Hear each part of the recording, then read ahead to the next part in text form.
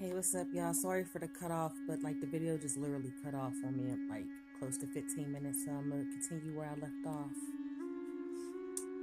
Driving towards Ohio with my updated GPS, I thought, well, what a perfect time for today to begin.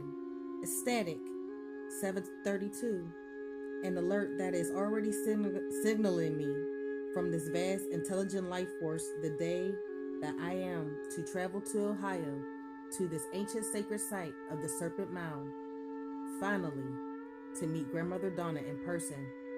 We will see what wants to unfold from all the synchronicities that have already emerged to bring the two of us together. We had no specific plans once I got there, other than to follow the trail of guidance. Of course, I was curious whenever the spirit of the serpent had protected that mysterious gift for me these 3 months, since Grandmother Donna had spotted it there with Grandmother Flor de Mayo, and Grandmother Donna could find her glimpse of sacred seeing that once you are here, we will somehow be shown a water source at the Serpent, which connects the Serpent Mound site to the 3 converging rivers and the 4th underground river there in Pittsburgh. My whole body covered with goosebumps as Grandmother Donna told me about an underground water source connecting the 2 sites. That seems vital, necessary, though I was not yet sure why. I had just begun to fill her in about the extraordinary visit by Maya elders in 2007, confirming that Pittsburgh's 3 rivers were connected to their 2012 Maya prophecies of the promised time of a return to unity. They explained that our 3 rivers uniting to return to the source, representing by the ocean, were a geographic reminder put here by Creator of humanity's oneness with all of life.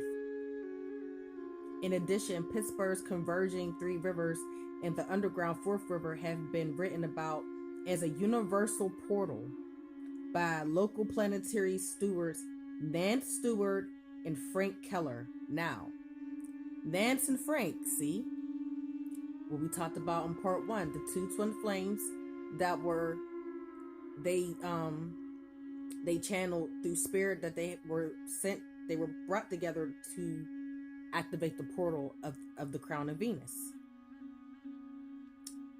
So let's continue.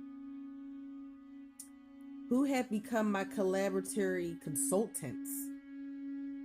So she was a part of part 1, but it wasn't on that website. Their meditative transmissions worked identify the 4 rivers as a perfect earthly geographic mirror of a heavenly portal seen in our Milky Way galaxy, with its convergent 3 rivers of stars and the starless dark rift. It was this portal at the dark rift with which the Earth and Sun would align at the conclusion of 2012 in a rare 26,000-year cosmic alignment. Our converging 4 river portals was one of 12 such geographic portals on Earth, downloading evolutionary impulses from the center of our Milky Way to assist the necessary planetary shift and rebirth hurdled for this time frame and beyond. Something big wants to be noticed about water and stars too, in connection with the Great Serpent Mound in Pittsburgh, I realized. I will definitely stay in tune. Life has trained me in sacred listening. I had already served as an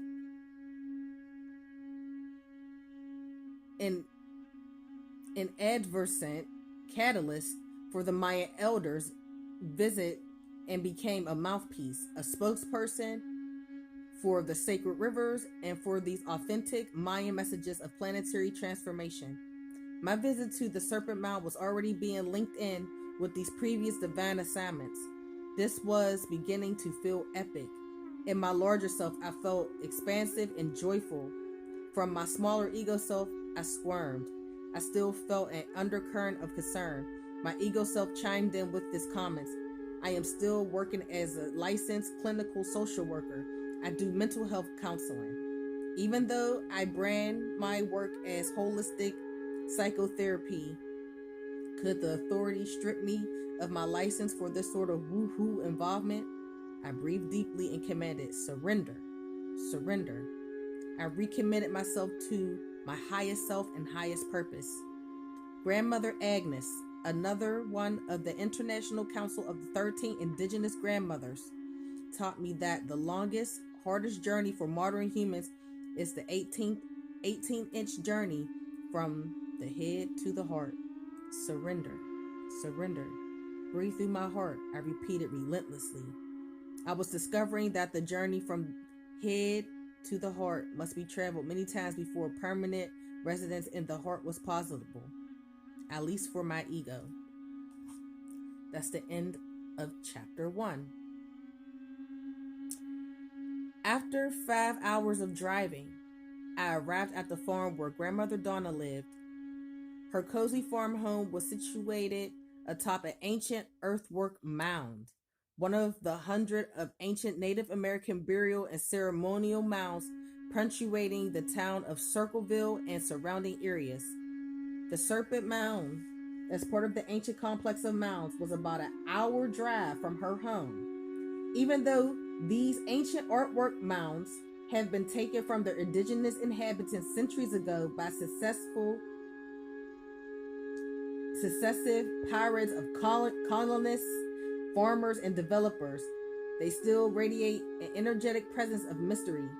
It was as if they were held untold stories that wanted to be heard. It seemed that the highways, community malls, and penitentiaries sprawled around this land were suffocating the memory voices of the land. Perhaps there were still hidden openings for these ancient land memories to escape and to be discerned by ears that could hear. My initial meeting with Grandmother Donna was joyful, so natural and lighthearted. We immediately felt like old friends. I offered her my gifts honoring her. First, I gave her a framed image of the ancient Maya oracle speaker. Okay, this is when they exchanged gifts when she got to her home. They both set up a serpent altar together in her home.